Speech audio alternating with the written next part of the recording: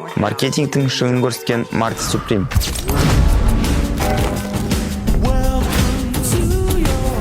Тимоти Шаламе және Аржи Мотор студиясы фильмнің маркетинг жүргізуден тарихқа енді десек болады. Алдымен фильмнің позиционерін ақылдасып алады. Меніңше, қаһарман, бүлікші және қарапайым адам архетипін таңдаған секілді. Шаламе Барби фильмі қызғылт түс арқылы танымал болса, демек Марти Супримнің түсі қызғылт сары болу керегін айтып, әлемдегі танымал ғимараттарды бояуды ұсынады.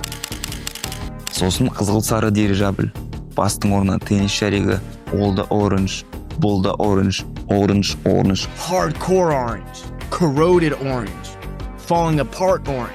Кейіннен өз ісінің шеберлеріне Марти Супримнің Спартанын жіберіп, Лас-Вегастың экспосына мініп алғанын бүкіл бақ шолып жазған еді. Басты рөлге дайындалу үшін 7 жыл еңбегінің өзі Оскарға лайықты және теңдессіз маркетолог екенін дәлелдеді.